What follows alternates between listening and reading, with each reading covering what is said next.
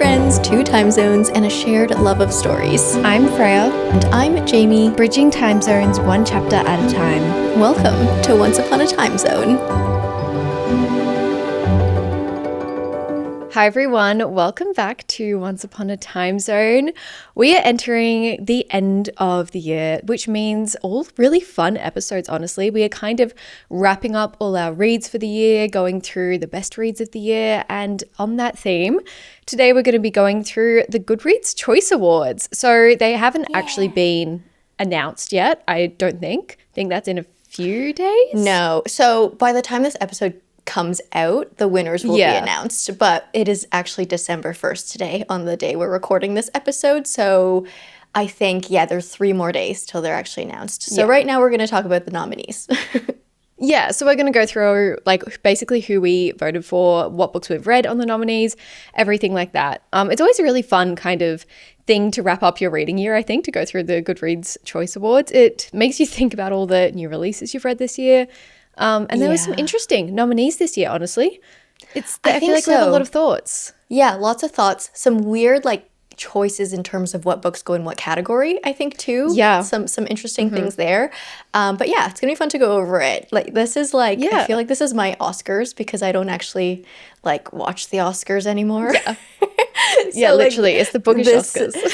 This is the Oscars for me. So it's always so exciting when Goodreads announces their big Choice Awards or whatever at the end of the year. We do have a few little things to go over today, but before we get into those, I just wanted to ask Jamie, what are you currently reading? Okay, so we have been talking about this off before our recording, but I'm actually currently reading Just Friends by Pham. I did receive an ARC the other day, and it was one of those books where I was like, I immediately need to jump into this because I am so curious. It's one of those cases where, I feel like everyone on BookTube or Book Talk or who consumes book content knows who Pham is. And I feel like a lot of us have just been anticipating this book because when you feel like you know someone, not that I know Haley, but I feel like I've just watched so many of her videos, I feel like I know her book taste very well. It's always very interesting what their writing style will be like. And so going into Just Friends, I can really see where she was inspired. And I can really tell how her favorite books have shaped this one because it definitely, so it's a romance. It is a second chance romance, but I would say it's half contemporary fiction, half romance. It's one of the, it's like an Emily Henry or I know she loves Catherine Center as a romance author, so I can see little bits of Catherine Center in it. And even the writing, I know there's been some talk about her writing. I genuinely see a lot of inspiration from The Ministry of Time in the writing in this one, which I know was one of her favorite reads of last year, so it makes sense. But there are some word choices, I guess, or adjective choices that feel maybe a little bit awkward in the writing, but that's kind of how The Ministry of Time was as well. Yeah. And it's kind of, some of it makes you feel uncomfortable in a weird way.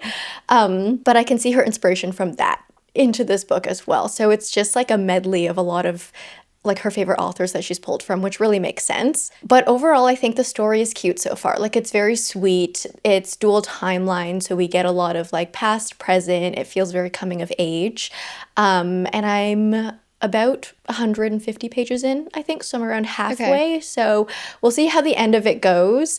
I'm curious to see what the third act conflict will be because I don't know what Haley's going to do for a third act conflict because I've seen what she likes in a third act conflict and what she doesn't. Yeah. So I'm curious to see what she chooses for her book. But that's my current read. It's honestly just such a unique kind of case because I don't know any other author that I've read that I know their book taste, that I've watched their writing journey through the entirety of it.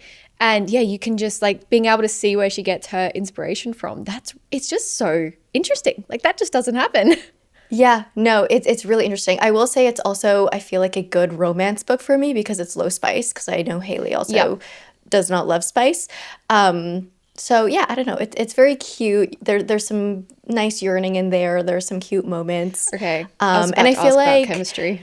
Yeah, I like the chemistry. It's sweet. It's not Okay. like a flaming, whatever chemistry, but it's like a very sweet, tender type of a chemistry, which I actually enjoy.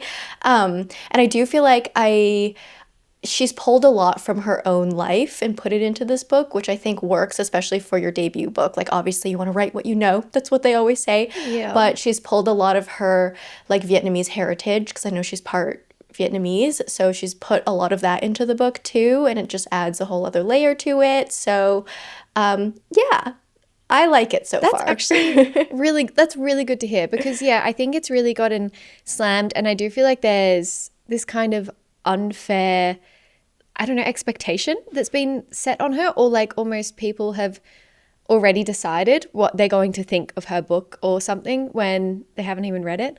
So it's good to, I'm glad that like the actual ARC reviews are going out now, like ARC copies are getting sent out to Yeah. a wider range of people. So hopefully we'll start to get some more opinions floating around. Yeah, I'm definitely curious to see. It's I feel like it's not your typical romance. Like if you look at the cover, it's like a cute cartoon tune cover. It looks like Yeah. it's just going to be a cute romance. There's definitely a lot more like I don't know, grief and like personal growth journey in it. I like that though. Yeah, which I like. So I feel like that's why Yeah. it's working for me, but I feel like maybe if people didn't like something like Great Big Beautiful Life by Emily Henry, you wouldn't like this one. It's not that type of a romance.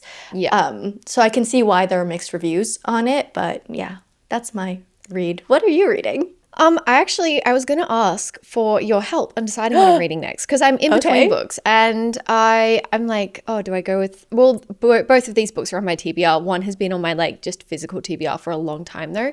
So I need your opinion. Okay, Of I'm Flame here. and Fury, I really should have gotten these books to like hold up, but I did not think that far ahead. But I'll put the of Flame pictures and on. Fury, yeah, by Mikayla Bridge. This is basically a YA fantasy with Phoenix racing. So that's been on my yeah. TBR for a long time. But what has kind of stopped me from reading it is there's like this tech element in it that I'm kind of confused about. They like get picked up by this like tech billionaire to kind of, I think, I don't know, help him with some scenario. It's just, I was like, oh, Phoenix Racing, oh, mythology kind of vibes. And then it was like, then a tech billionaire picks them up. And I was like, huh? So I'm a little bit confused on that one. Or my other option, if I want to go fun, is, hang on, I think it's called The Princess Knight. Yes, The Princess Knight by yeah. Cait Jacobs. It's funny, on theme. She was also she is a booktuber. I used to watch her a while ago actually. She's kind of one of the OG ones. I Okay. think like 2015 vibes. She Yep. was great. And she wrote a fantasy romance. It's described as Legally Blonde, but in a medieval setting. Oh, Yeah. okay. Like, so I think she goes to a medieval camp. No, she gets rejected from this medieval camp night training academy or something. And then she works her way in so that she can win the love of her life back. And so, yeah, Legally Blonde in that sense. Oh, that's so funny. I'm really Okay, conflicted. those are two very interesting premises. Yeah. So is the Phoenix one, is that an urban fantasy then? Is it like set in a I'm modern guessing day? it doesn't. I actually don't know. Cause the blurb is quite confusing. I haven't actually looked into it because, yeah, it says about Phoenix racing, and so I was like, okay, mythology, but then it said tech billionaire. So I'm not sure if we're set in this like kind of alternate timeline, alternate reality, where they're just on their own world. I'm not really sure. Okay.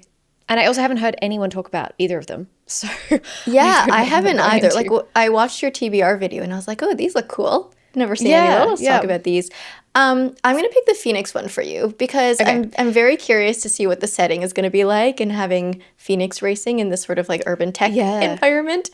And also I just recently read a Phoenix book too. So now it's your turn. Okay, great. And honestly, that's the one that's been on my TBR the longest, so I do need to get to that one soon. Perfect. Okay, great. That's what I'm currently reading then. We're about to start reading. Nice. I love it. Team effort. Before we get into the Goodreads Choice Awards, we thought we'd do a little Wicked for Good debrief because obviously this came out very recently and I believe we have both watched it in between the time of our last episode to now. I am so curious on your thoughts because I have also been on like Wicked TikTok and getting everyone's opinions because I needed it. I was like, I don't have anyone to talk to about this, so I'm going to need to just go on TikTok and like see what everyone else thought of it. What were you thinking? What's your thoughts? Okay. Here's my little, I guess, like little blurb of everything I thought about it. So, first of all, I enjoyed it. Second of all, it wasn't as good as the first one for me, which I kind of expected because I generally do like Act 1 over Act 2, like even in the stage musical. So I kind of expected that. Number 3, the 2 new added songs were random to me. They felt out of place. I didn't like them. Yeah. I don't know if that's an unpopular opinion or not, but I was like, what are these? I feel like they broke the pacing of it. Fourth, was that my fourth point? I don't like As Long As You're Mine. Is that the name of the song? Yeah, As Long As You're Mine. Yeah, I don't like really? it. I don't like it in the stage show. I don't like it in the movie. I think the movie made it worse for me, if I'm going to be completely honest. I really, really didn't like that scene. And what else? I mean, No Good Deed was incredible. Yeah. And I sobbed like a baby at the end. So, yeah, those are my thoughts. Same. Yeah. Very similar thoughts, honestly. Apart from As Long As You're Mine, I actually like the stage version of it better. I thought that there was too much going on. Like when they start floating, I was like, guys, really? I was like, they can just sing. So I loved Cynthia and Jonathan in that. I thought they did such a good job of like the actual song was incredible to me. And I feel like I haven't heard Jonathan Bailey sing like that before. Obviously, we had Dancing Through Life, but it's a very different kind of feel. And he kind of blew me away. I was like, wow, okay, you can sing. Yeah. Okay. Vocals were very good in it. So I agree. Yeah. But I like the stage direction and also the acting in it, I think was overdone. I think it was too much. I was like feeling so uncomfortable. I also, okay, vague Wicked spoilers. I also don't love like how they got together and how quickly they got together. Yeah, And I felt like I always thought it was rude. Even like when I was 8 years old watching Wicked for the first time, like on stage, I was like, what? I was like, guys, this isn't okay. And I still don't think it's okay. So I just think like the moment I don't like. And so that's why I hold a grudge against the song in general. But yeah, their vocals were very good. The chemistry, I did not feel. I thought it felt very forced. I didn't like it. I think like the close-ups on I love Jonathan Bailey, okay? Love him. But like the kind of like crazy eyes that he makes. I was like, this is too much. I've seen comparisons with like him in Bridgerton, and it's like there's like this one look where he like looks over his shoulder, and I'm like, oh my God, it's the exact same. It's the exact same. And for some reason, for me, it works in Bridgerton. But in this instant, it felt just like really forced and overdone to me. I didn't like it. That's so interesting. I don't think I've seen anyone say that. I don't really like ship them. I love them as characters separately. I don't know if I love them as characters together because like I love Fiyero. As bizarre as he is. But I don't know if I've ever shipped them. I always felt a little bit weird during that song, but I love this song on its own. Like that actual song I love. Yes, without context. It's kind of a hard one. Yeah. It's kind of a hard one. I also thought the 2 added songs felt so out of place. They didn't hold the same kind of like oomph that all the other songs. It just felt odd. And then I learned that is his name Steven? Steven Schwartz. He wrote them. Yes. And I was really, really surprised because I was like, huh? Because you think like how did you write? Like when you're watching a musical or listening to the songs, like usually they all have like an underlying, I guess, like tone or beat or like something, like a little sample that you continue to use throughout the musical. And that's why everything sounds so cohesive together. But with the 2 added songs, like they weren't connected to anything else. Yeah. They felt so random. I feel like Glinda, she worked a tiny bit better than the what was it, No Place Like Home? That just felt so random to me. I was just like, why? And I did like the first part more, but again, I'm the same with the stage show. I like the first part more than the second half and the stage show as well.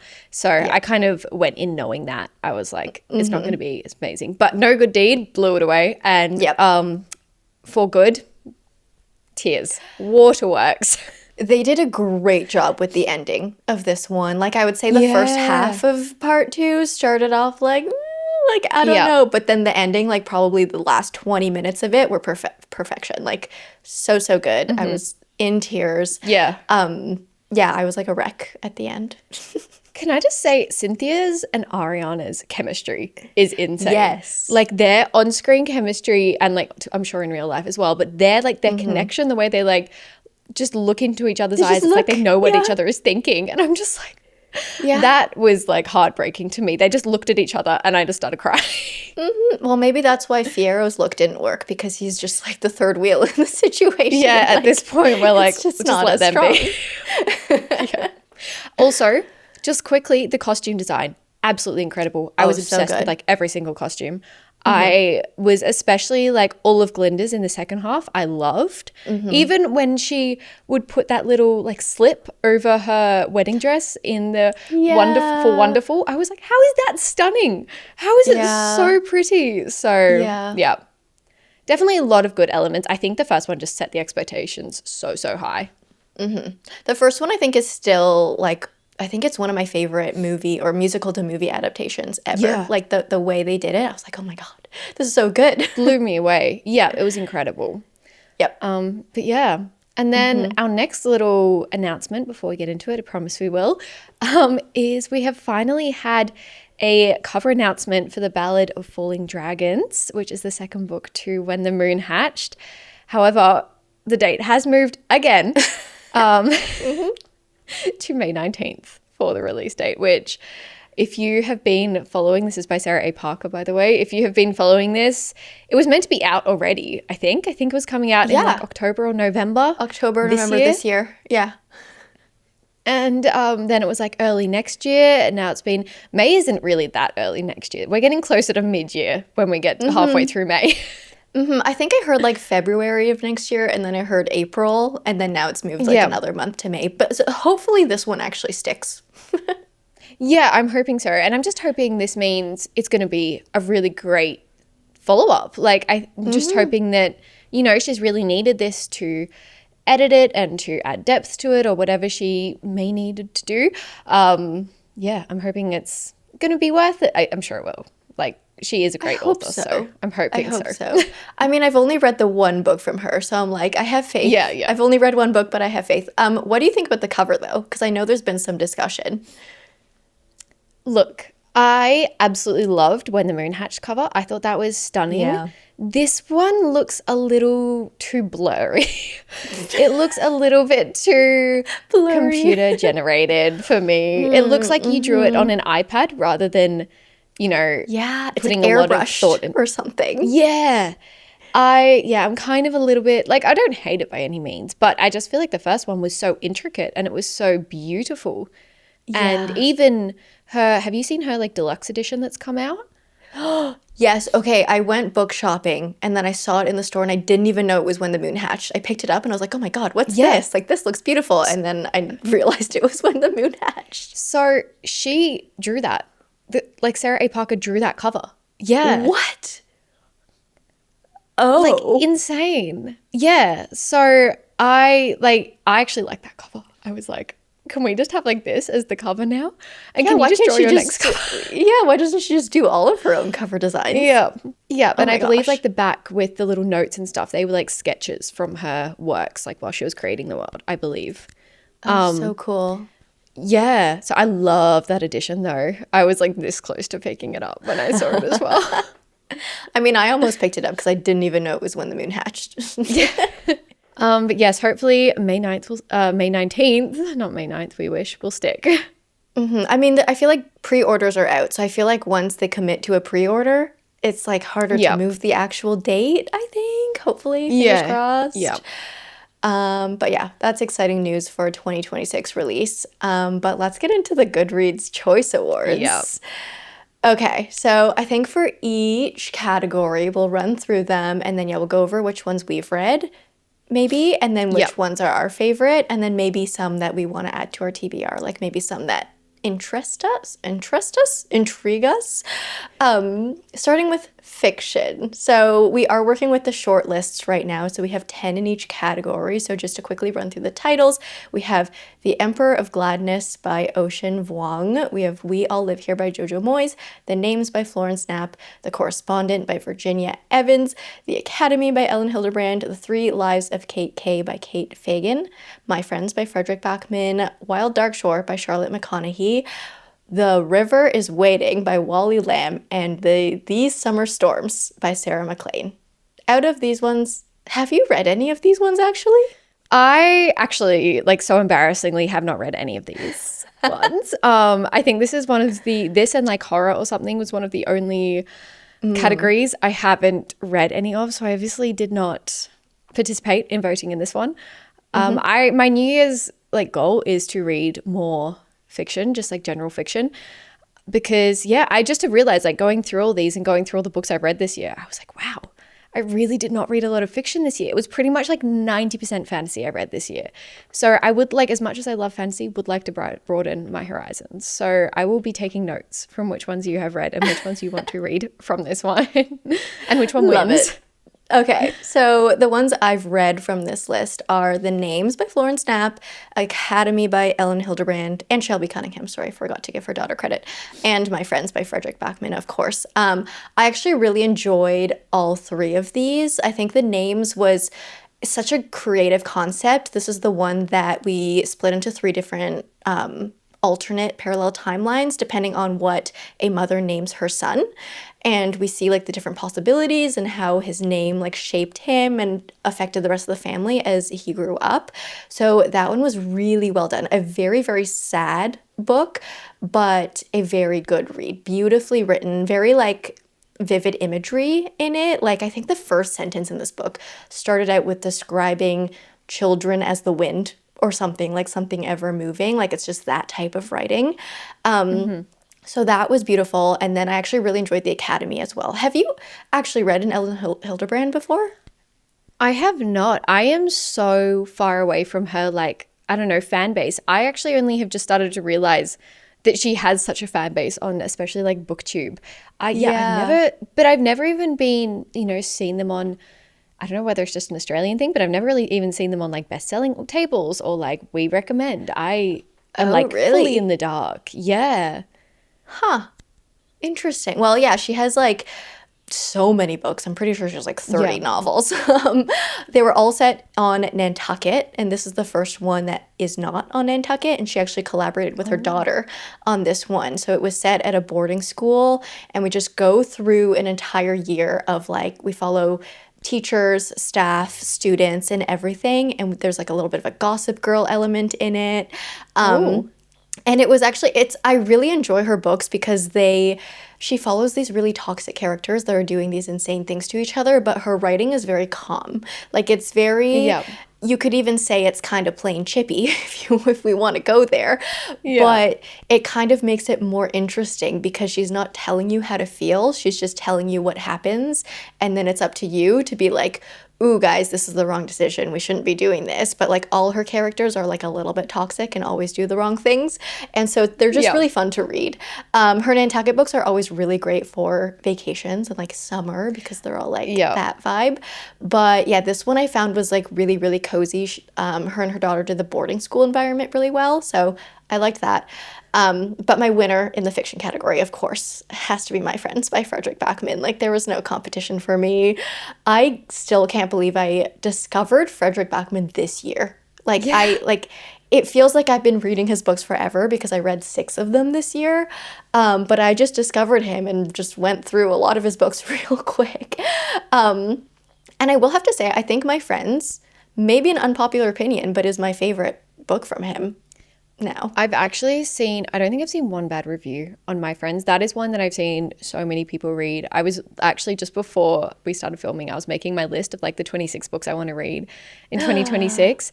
And I put I want to finish the Beartown trilogy, and I put My Friends as well, just because, I haven't seen one, like, they're so heavy though, which is what astounds me. The fact that you read all of his in quite close like proximity to each other, and they're all such like heavy reads. because I have to really, like, I'm actually still halfway through Us Against You because I was reading it and I was like, this is too emotionally draining. Like, this is too much for me in this time of my life right now. I need to like put this down and come back to it, which is, I never do that for books. Like, I never do that. Yeah. But yeah, his ones really like hit close. And I can't even, like, literally, I can't even pinpoint why. It's just, I feel like his characters, though, you almost know somebody like his characters. Like, all of his characters, you go, oh yeah, I know someone like that. You know, I've been in this situation or something like that. It's, yeah, incredible. Yeah, they're very real. They're very realistic. But yeah, I think I mentioned this before, but all of his other books essentially added like a sense of humor like into his writing. So the Beartown trilogy, I think, is his heaviest like set of books. Those are definitely like tough reads in that way where you're just like bogged down by all these emotions. But My Friends and like A Man Called Ove and like oh my gosh, I'm blanking on the name. Anxious People. Yeah. They are definitely more quirky, uplifting. Like, yes, there are sad moments that will make you cry, but I'm pretty sure all the moments that I cried in My Friends were kind of more like hopeful moments, like hopeful, happy crying moments. So I think like it was quite positive in the end. Do you reckon this will win? I think so. Because he has a following too. Like Goodreads Choice Awards are definitely mostly a popularity contest. And so like even like I haven't read all the books in this category, but I think he's like quite a popular author, especially this year. He like kind of skyrocketed in terms of like becoming trendy for whatever reason. So, yeah, I think he has a high chance of winning. I'll be so curious to see. Yeah, I feel like I feel like I'm always a little bit biased going into these because I just base it on what my algorithm feeds me and what books I've been seeing my friends read. So I do feel like I'm a little bit biased, but yeah. Yeah, I think he'll win. But yeah, that was my vote. And then Wild Dark Shore is actually on my TBR. So I really want to pick that up as well. Yeah, okay. I really like the sound of the names as well. I think I remember when you were reading that actually. That's another one I would love to, I think just this whole little category, honestly. It's a good one to go to when I like want to dive into fiction. Yeah. And don't know where to start. I like them in between fantasies because they ground me. Yeah. They ground me back in reality. I'm like, oh yeah, this is the world. We can move on to historical fiction. What did you vote for historical fiction? Well, I have read one of these books, so I voted for the book I have read. But it also is like one of my top reads of the entire year, and that is Atmosphere by Taylor Jenkins Reid. I actually will be very surprised if Atmosphere doesn't win, just because, like, I mean, last episode, it was everyone's favorite book of the year, basically. It has touched so many people. Yeah. So, yeah, which ones have you read apart from Atmosphere? 'Cause obviously... Yeah, so I also voted for Atmosphere, of course. I actually recently read Broken Country by Claire Leslie Hall. This one was a very good read, too. It did not top Atmosphere for me, but it's set in the 50s to the 60s in, like, southern England, like the English countryside. And it's kind of like a mystery fiction. So we start out with, like, there's some gunshots fired, let's just say that, and we have a couple, and then we have a past, like one of the old flames of the wife comes back into the picture, like moves back in the neighborhood with his son, and they start getting like intertwined into each other's lives again, and that's kind of all I want to say about it. But it's a really good book that like it kind of shows the divide between like societal and wealth, like in classes. There's also some commentary on like court cases and how they can be made into like such a public spectacle. There was like a little bit that touched on that. And there was actually a lot in it to deal with like religion, which was interesting because I feel like I haven't read too many books that like have a heavy theme of religion in them. So I found that interesting to read in this one as well. But yeah, it's a very like ominous book. It's very like mystery kind of thriller. So it reads kind of fast paced, which is nice because it keeps you really intrigued in it. But yeah, I liked Broken Country. So I read that one, and then yeah, those are the two I've read. But I was looking at the Book Club for Troublesome Women by Marie Bostwick that's on Yeah. this list. I haven't read it. This is actually the first time I've ever seen or heard of this book, but it follows four women in like the 60s, I think, who they're housewives and then they end up forming a book club together. And that's like the premise of it. And then I think from that, I don't know, it's a very like feminist story, I think, and yeah, I don't know. It just sounds so interesting to me. I don't know anything else about it, but from the cover and from like the brief synopsis, I was like, ooh, that actually sounds pretty interesting. Actually, a lot of these books, like even just the covers, are quite like calling. I was just looking at The First Witch of Boston by Andre Cataland, and that cover is quite haunting. Yeah, that looks freaky. Yeah, there's some quite, I want to like do a deep dive into these actually. There's some like good ones on here. Yeah, yeah, I go And through again, historical fiction kicks like throughout the year. yeah, Like someone will be like, "Oh yeah, I want a historical fiction." I feel like as well, that's another category or genre I kind of broke into this year. I started to read a little bit more historical fiction than I usually do because I feel like I've read some before, but a lot of them have been quite bland. Like, you know how you can really get Yeah. go either way with historical fiction, whether some can be really, really amazing. And I guess also just depends on your interests. Like if you're interested in what they're covering in this, or you know what, yeah, where we're set, everything like that. It's a lot of Yeah. variables. Lots of variables. Yeah, I like Kristen Hanna style historical fiction where Yeah, it's more yeah. about like the emotions and the actual humans. All right. Our next category is mystery and thriller. I actually have read more of these. So that's, well, a few of them. Actually, I'm just looking at them now. When I voted, there was a little few more that I'd read. But it seems like they've been kicked out. It's been taken down a little bit. Oh no. Okay, so this for I me know. this was my default pick because I've only read one Yeah. from this one. So you are the mystery thriller expert. Because the only Well, one I I read wouldn't. was oh, well, you're more of an expert than me because I only read Not Quite Dead Yet by Holly Jackson. So that was my vote. That's, yeah, no, I actually voted for Not Quite Dead Yet by Holly Jackson as well. And then I think only on this list, the only other book I've read is The Tenant by Freya McFadden. There was a few other ones on here before. I can't quite remember what they were because it was like a few weeks ago that I voted. But I've also heard really good things about Beautiful Ugly by Alice Feeney. So I was kind of curious about that one because I've read a few of her books. And like Rock, Paper, Scissors is one of my favorite thrillers that I've ever read by Alice Feeney. So I was quite intrigued by that one as well. The Tenant, I don't know how to describe it, but have you ever read a thriller where you get a really icky feeling whilst reading it? Like it just kind of, Yes. it makes you so uncomfortable. You're like, no. Like, probably. I haven't read a thriller in a long time, so I'm just trying to Yeah, think. okay. It's like just, I don't know, I get this really uncomfortable feeling, but not in the sense of, oh, what's going to happen? Just in the sense, okay, can I just say, why is like cheating such a big trope in thrillers? Why is that, Ooh, like yeah. infidelity is always such a big always, thing in yeah. thrillers. And I feel like that was a big theme in The Tenant. And it made it so icky for me to read. I was like, sometimes it's fine. Like I can deal with it and it actually adds to the plot. But this one, I was just like, oh, you're getting in your head and it's really annoying me. Didn't Frida McFadden have like multiple books in the long list, like in the list of 20? Yeah. Yeah, because she just released, like she releases so many every year. There's like 3 or 4 books she comes out with, which is just insane. And the fact that they are usually good thrillers, like they're never absolutely incredible. I kind of always feel bad because I never rate her books incredibly, but they're just so fun to read. Like they're just really easy, fun thrillers that unusually I don't see the plot twist coming. And the fact that she can write 4 of them in a year is just insane. And the fact that they all get nominated for the Goodreads Choice Awards, like how do they all make it onto the list? And she's also, this is her side hustle. It's like Ali Hazelwood. She's I want to say a neurologist or something. No, neurosurgeon or something like yeah. that. Yeah, I think I remember Yeah. hearing that. I think she's Wow. a doctor. Yeah.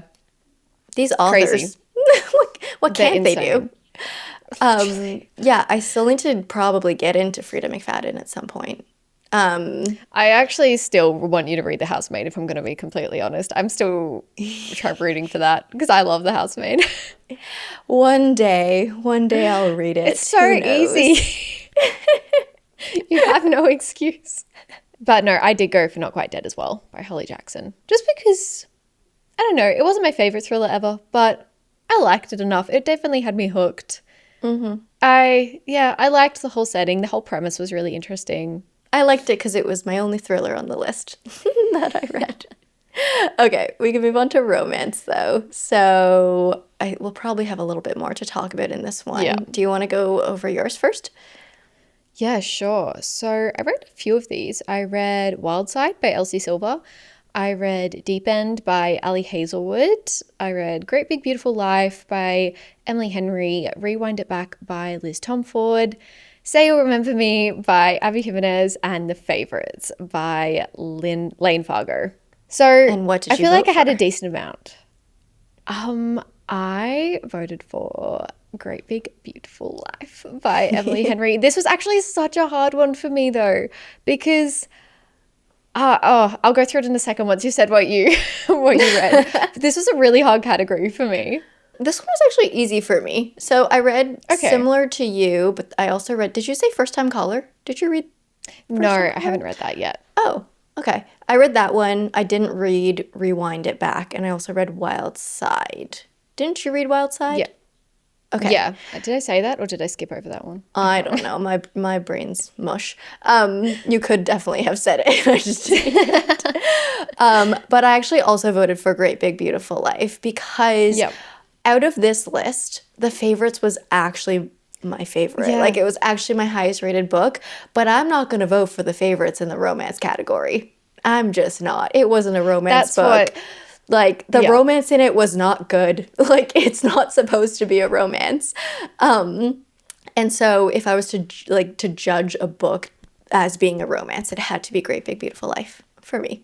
Yeah, 100%. Again, Favorites was the best book out of this category for me, like highest rated. But I was just like, this is more fiction to me or contemporary fiction.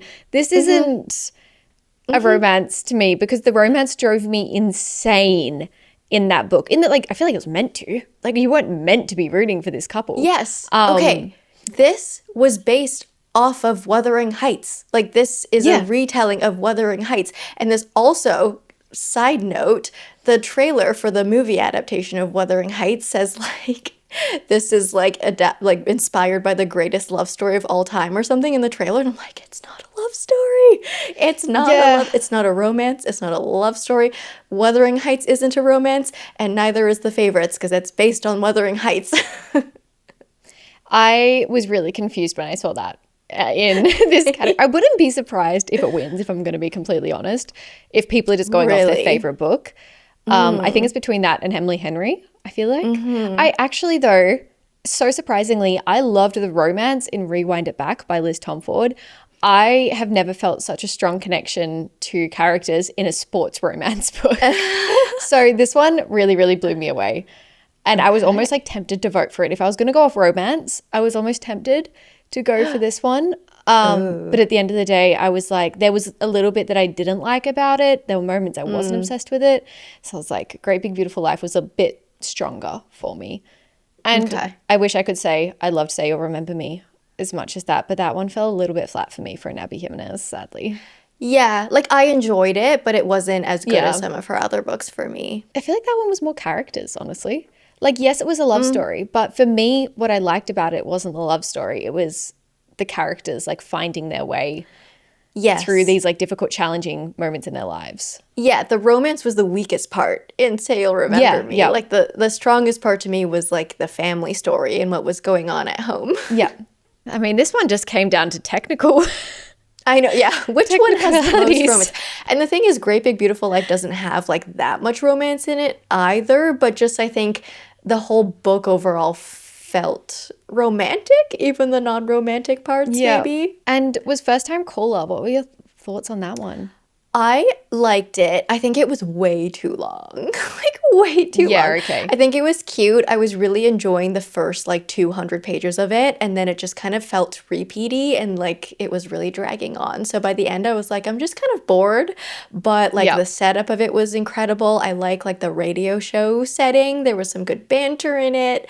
And I do really like B.K. Borson's writing, but this one could have been like 200 pages shorter, in my opinion. Okay. We're on to romantasy now, though. So I think this is the category that weirdly I read the most in, which is funny Yeah. because this was the year that I fell out of love with romantasy. So I was just very shocked. But anyways, Well, a lot yeah. of these, in my mind, I don't even classify as romantasy because I feel Yes. like this is another genre that I think some of these probably could have fallen into the fantasy category, but I guess because they have that subplot of romance, it kind of automatically puts them in there. Okay, But I yeah, which actually had ones did you, someone point out to me today that yeah.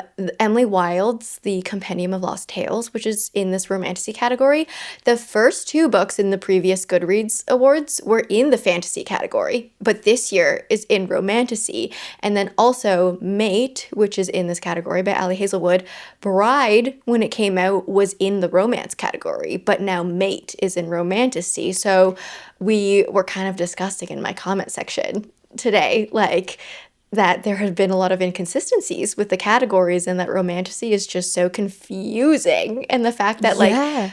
even books in the same series are now being put into different categories, like, that's weird. Yeah.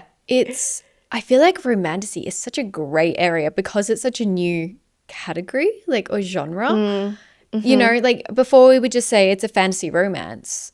And now I Yeah. have to be like, this is a fantasy romance and this is a romantasy. Like to me, they're different in my mind. A romantasy Yes. is like a romance with like, you know, a good fantasy plot, but the romance is like the prevalent part of the plot. It's, you know, it's there. Whereas a fantasy romance has a really strong fantasy plot with a subplot of romance, which is what I Yes. really enjoy.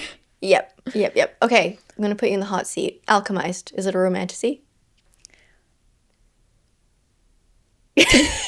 The silence. I am so scared to say anything about this book. Okay, look, I have a really, really hard time with this book because when I started reading it and I posted on TikTok and I, God forbid, used the hashtag romantasy, my entire comment section was like, this isn't a romantasy, this is a high fantasy, blah, blah, blah. And I was actually like, great, I love a high fantasy, I'm excited.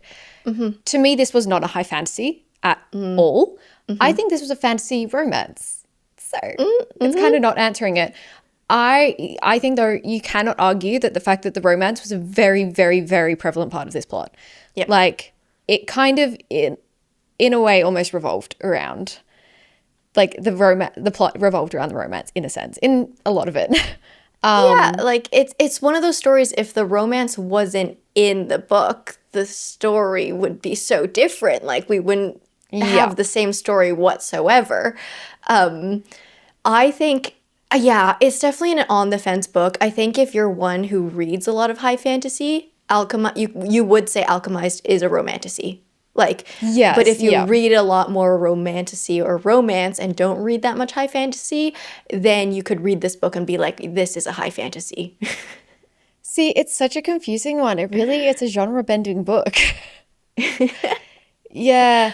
I don't know if I have a straight answer. I would view it as a romantasy, like if I was going to categorize it, but I really do think it depends on the reader. I think you're right. I think if Wild Reverence is in romantasy, which it is, and I think if The Night and the Moth is in romantasy, which it is, Yeah. then Alchemized is also a romantasy. Yeah, 100%. I'm very curious. What did you end up voting? Because, okay, I will say a little disclaimer. I was watching your video, your first day of Bookmas, before we started reading this. And every time you said, so I voted for, I went, skipped forward a little bit because I was like, I'm going to leave it as a surprise. I love it. I love your dedication to the to the bit. I voted for Wild Reference. Yeah. There's just something about that book. Yeah. It's Rebecca Ross's greatest work. It was so beautiful. Yeah. I loved it so much. I need more of this Rebecca Ross. Like I need more of this. I really love the character work in this one. I really love the storytelling in this one. I really love the chemistry in this one. And also just like the gods and the connection to the stars and the skies and everything. There was just so much to love. There was nothing I disliked. I did the same. I also voted for Wild Reference. It was a close one as well for me. Again, also Mate, paranormal romance. That's not a Yeah. romantasy in my mind. There was not a lot of fantasy going on in that book, apart from the fact that they were werewolves. I struggled with this one because I wouldn't picture Night and the Moth as a romantasy in my head. Like, again, it has a subplot of romance. Like, for some reason, I think I was just so immersed in that world that I am just fascinated by the magic system and our characters that Yeah. that's what I kind of think of when I think of it. And honestly, Enchantra was a really good romantasy. Like, if you're going off That, romantasy, yes. yeah. So Yep. this one was actually really hard because I'm like, what classifies as a What's a romantasy? strong Like, in a way, romantasy? Yeah. Wild Reverence wasn't even that like a romantasy. It was very much had a big sort of like there was a lot of fantasy involved. But I kind of just went off like what character chemistry and like what couple has stuck with me the most. And that was in Wild Reverence. So Yeah. That's how kind of I went with it too. Because yeah, Enchantra, definitely the best romantasy. If you're gonna say like strictly like what you think a romantasy is, Enchantra, yeah, so strong. Loved it. I will say The Night and the Moth, one of my favorite reads of the year. Loved it, but I don't think about them. Like kind of what you were saying, yeah. like I don't think about them, which I'm like, that's so confusing because does that mean I don't care about them? I think it was definitely more the story that intrigued me over, Yeah. the characters, like either of the characters. So I actually haven't thought about that book like since the month I read it, which is very weird because I loved the book so much. But something like Wild Reverence has stuck with me. And so, yeah, that's why I had to vote for Wild Reverence. Yeah. I was also very curious to see Onyx Storm in this category. Because again, this is one that I'm kind of like, where would you put this? Because I feel like the first one was so heavy. Like Fourth Wing was so heavy on the romance. Yep. But Onyx Storm to me, I feel like if you're reading it for, yes, a little bit for the romance, but more for the plot. Like it's the third book in a series. So that felt a Yeah. little bit odd for me as well. The romance definitely felt like falls on the back burner in the sequels, but Yeah. I think because like this was established as such a romantasy with Fourth Wing, like they Yeah. can't move the categories, even if they move the categories for some of the other books in this category. I would still say Onyx Storm is a romantasy that has Yeah. more fantasy elements in it, but it is still a romantasy. Like I think you could say the overall plot structure, like the general arc of it, is still romantasy. Yeah. I think I just don't care about the romance enough to be considering it. I think that's why, because I just forget about the romance, Yeah, you just which is a don't focus on yeah. that. I'm just like dragons. Love it. Okay, All right. so Wild Reverence, we love. And then now we can move into fantasy. So This one, I actually like was surprised. I've only read I think 3 of these, and I really, was really really shocked because a lot of them are like such new releases to me, and I feel like I'm working towards them in the author, if that makes sense. So for oh Bury Our Bones in the Midnight Soil by V. Schwab, I'm still working through her backlog yes, until I can get to that. And then Strength of the Few, obviously, that only came out like a month ago. Like only not even at this moment. yeah. Wind and Truth, we both haven't reached that area in We're not Brandon there yet. Sanderson. We're not there yet. But For yeah, Strength of the Few, that I found it to be so strange that it was nominated like like the awards came out the day after the release, I'm pretty sure. And so the fact that so many people have already voted for it, I'm like, you guys didn't read the book yet. You just voted for it because you loved The Will of the yeah, Many. And like that just kind of goes to show again how the Goodreads Choice Awards is very much just a popularity contest. But I mean, I have read Strength of the Few now since then, and I agree it belongs in this category. yeah. Yes, they took a lucky gamble. Yeah. They gambled with that one. I've read most of these ones. So I read The Sirens, The Raven Scholar, Catabasis, Alchemy of Secrets, Bury Our Bones, Strength of the Few, and Watermoon. So there are Yeah. only 3 in here that I haven't read. The few that you haven't read, I actually haven't even heard of. So, like The Devils by Joe Abercrombie. I know his Yeah. name, I know the author, but I haven't heard of The Devils, the book. I get a lot of recs to read Joe Abercrombie, so I'm very curious to start with him. So if anyone listening is a Joe Abercrombie fan, if I were to get into his writing, what book do I start with? Let me know in the comments. So overwhelming with authors who have so many books. You're like, do I Yeah, start at the like beginning? Like, yeah, like oh, I don't know.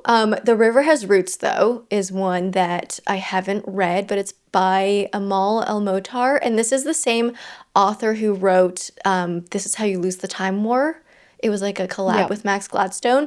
And I'm actually curious about this one because I did read This Is How You Lose the Time War and I found the writing to be so beautiful, but I had no idea what was going on. It was one of those books that was so overly abstract and descriptive and like very, very, very purple prose that I was Yeah. like, this is so beautiful. What is happening? Like, Yeah.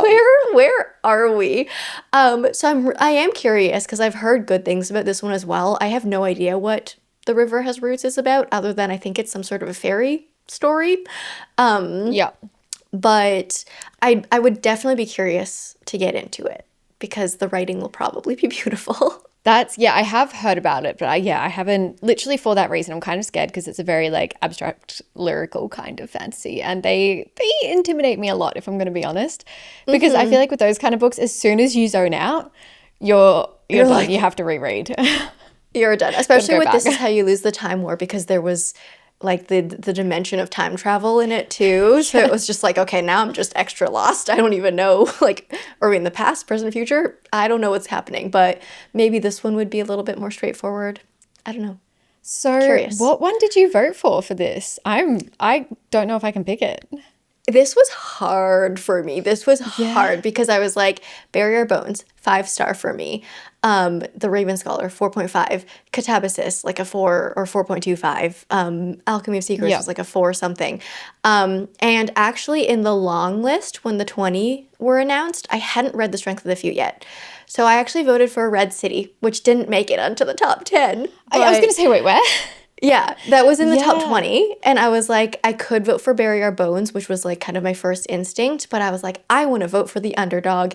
And I want the Yeah. underdog to make it into the top 10. So I voted for Red City. And I guess my attempts were not received because it didn't So, make it. yeah.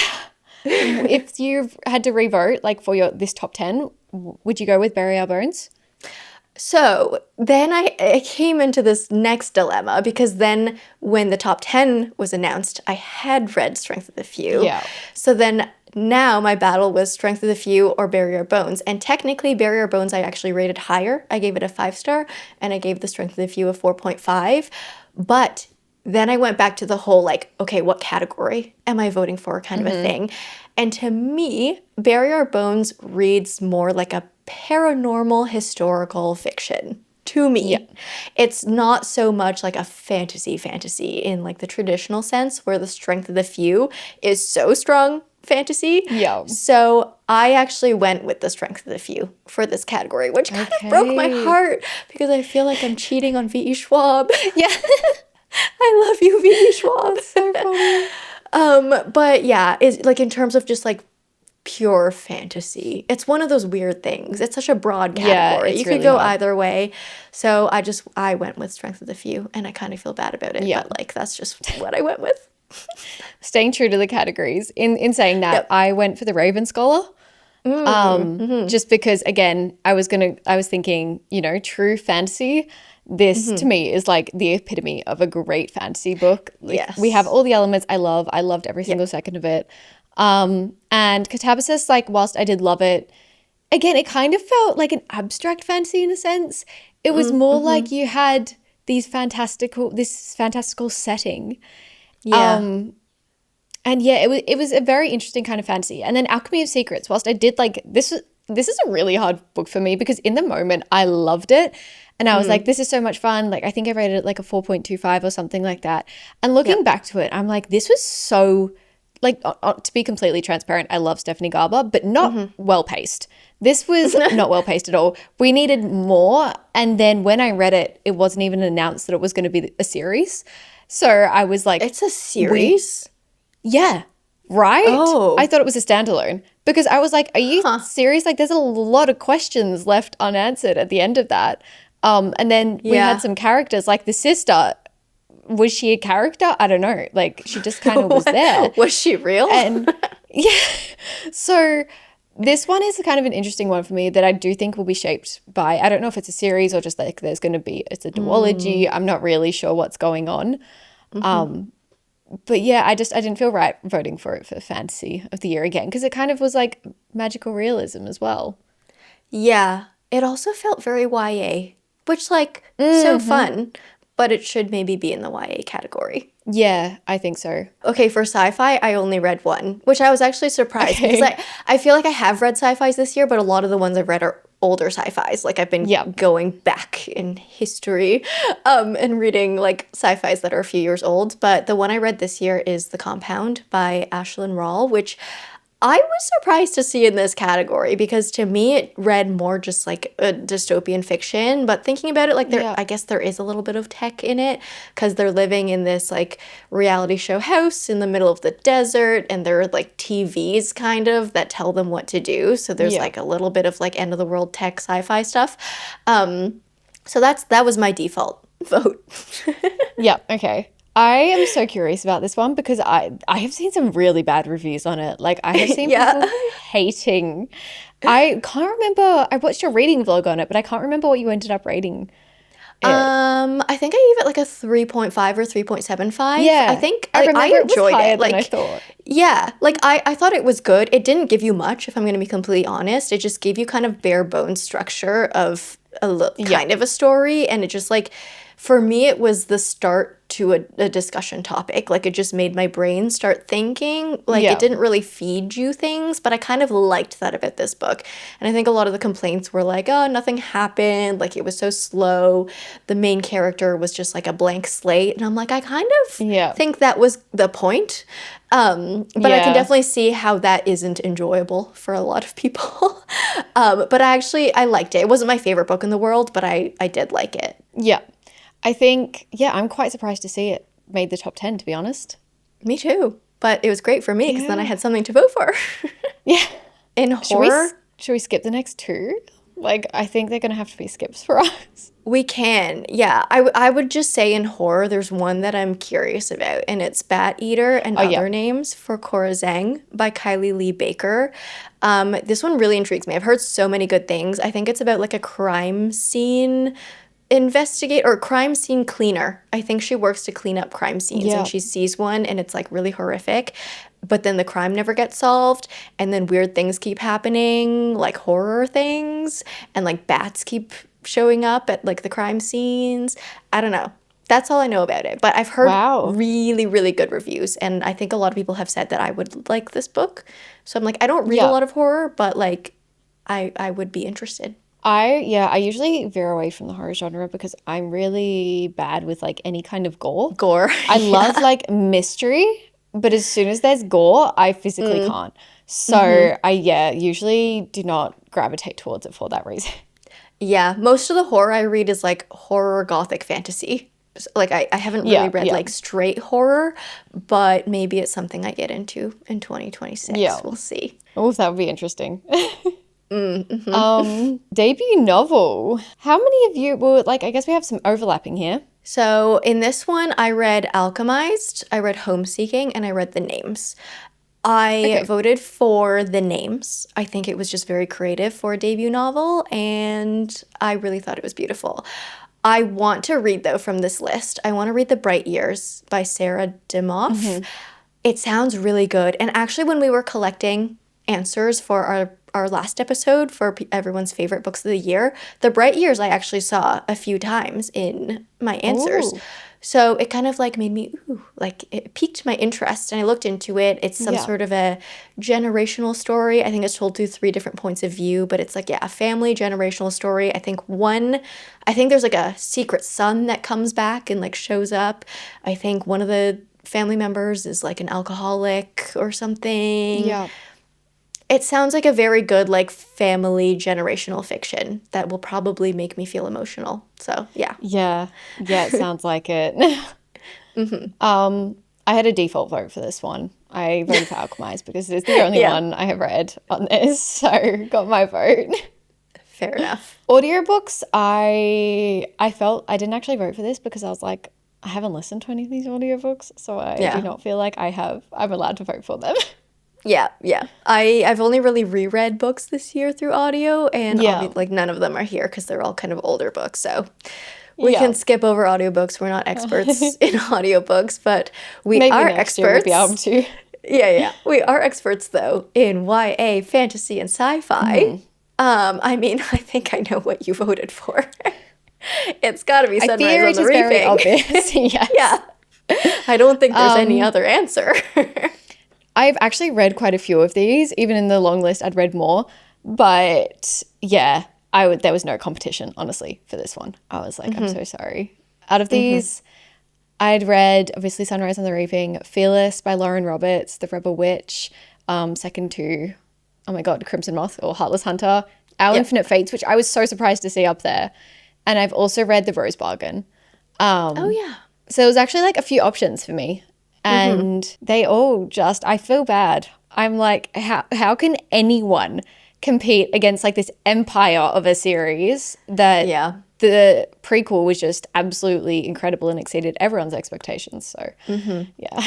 There's no competition. I was tempted in the long list to vote for Hazelthorn because I really enjoyed it. And it was another one like, ooh, should I just vote for the underdog? Even though like my vote's Yeah. actually with Sunrise on the Reaping. But I ended up voting for Sunrise on the Reaping because I just couldn't vote for anything else. What did you think about Rebel Witch, actually? I didn't mind it, but like the first one, I kind of just felt the same. Like it's just a fun YA fantasy series for me. I wasn't like super connected to it. I read both of these, not back to back, but when I read them both, I think I read them in like a day. Like they're just so easy to sit down, get lost in, finish them and move on, but they don't stick with me by any means. This one, I don't know. I always feel a little bit, no, I can't even say that. I was going to say like basically the entire plot of like when this happens. I'm not going to say that. But if you've read the book, you know that kind of like that romance plot trajectory it follows. Yeah. And I'm never big on that. I don't know. I don't like yeah, I can't say it, but Wait, why can't you say the trope? Like cat and mouse? no, hang on. I'll just tell you off so you know what you mean. Okay. It just okay, annoys we me. just we had a little cut there because we had a little spoiler chat. Anyways, Rebel Witch. I needed to fill Jamie in. What did you think of it? I was disappointed in this one because I had a lot of Yeah. fun reading Heartless Hunter. Like the Yeah. first book, again, yeah, it wasn't like my favorite in the world, but it was so much fun that I really liked the characters. I really liked Gideon and Rune. And I wanted the second book to expand a lot more, and maybe that was unfair Yeah. because it's a romantasy, and I was like, I want more fantasy in this, like, yeah. And then Yeah. the second book ended up being very much also a romantasy, which is definitely not its fault because it's a romantasy book. Yeah. But I just wanted more. Like, I think Rune as a witch character, like, she only did like one or two spells throughout the entirety of Yeah. the duology. And I was like, you're supposed to be this like very talented witch who is like very renowned and very whatever, has this big reputation, and you only know two spells. Yeah, literally. That's kind of like, I think her as a protagonist, I was a little bit confused on because, yeah, she was kind of meant to be like this leader. Like, she's the Crimson Moth. Like, you know, she's meant to be like this rebel kind of, witch. yeah, she's like leading this whole rebellion. And I was like, you don't really seem to know what you're doing. Yeah, like that's all you can do. Yeah.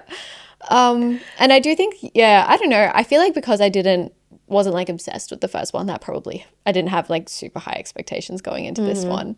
I was kind of surprised to see it on this list. I was also very surprised to see Fearless on this list, if I'm going to be completely honest.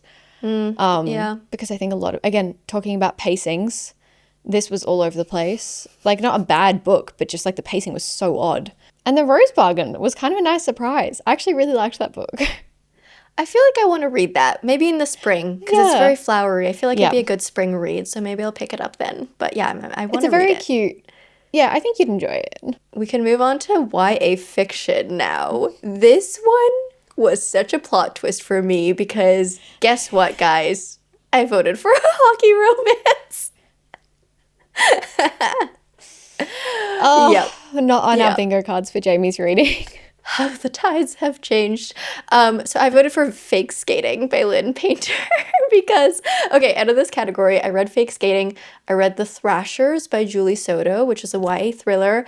I read I Am Not Jessica Chen by Anne Liang. So those were the three that I have in this category. And out of those three, I feel like I enjoyed them all kind of equally. Like they were all between 3.75 to 4-star reads, or 3.5 to 4. And I thought Fake Skating was cute, okay? There was hockey in it that I didn't love, but you know what? It was cute. So I don't know. I didn't feel too strongly about any of the ones I read in this category, so I was just like out of the bunch, Fake Skating. There we go. Yeah. I read none. So, Perfect. so those are my thoughts.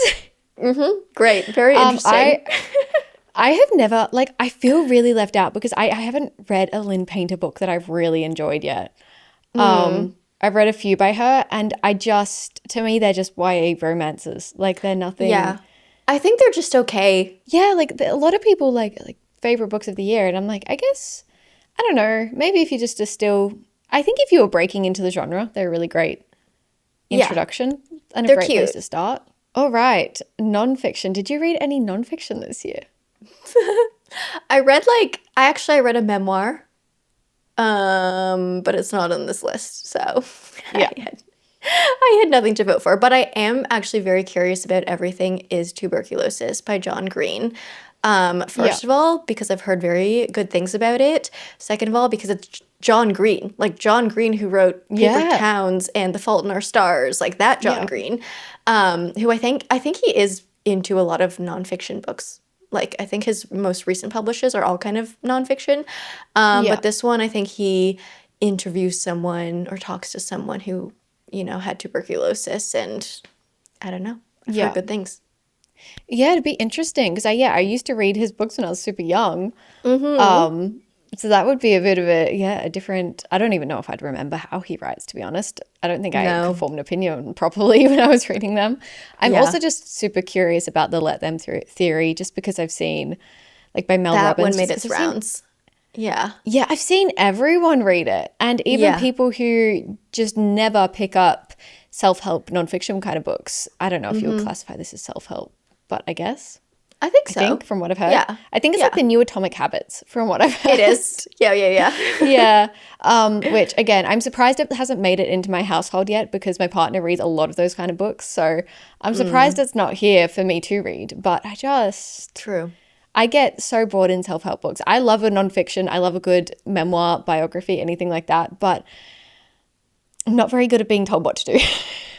Yeah. I think I need just like a little bit of like actual like story. I think, or like just like personal connection, something like that. I'd rather read about people learning that, like, and how they've applied these habits to their, like, it's more like a story on, like, I was bettering my life through this, and see how it affected in the long run, rather than, like, if you want to have this outcome, yeah. I don't know. I'm just still haven't broken into that one, I guess. Yeah, I will say, I think I really do need kind of like the personification of things in nonfiction, because I actually read, not this year, not in the past 5 years, but like a while ago, I read a book called The Hidden Life of Trees. I think that's what it's called. And it's basically like a book about trees and mushrooms. And it talks to you about like the lifespan of a tree and how it connects to mushrooms and the mycelium and the network and everything. And it made trees like have a personality. Like the way he wrote about the trees were their own characters. Not actually, but like they had feelings and emotions and personality, and same with the mushrooms. And I actually really love that book. So that's like the type of nonfiction I need. Yeah. We only have 2 more categories. They're going to be pretty quick, I am assuming. But memoirs? Did you read any memoirs this year?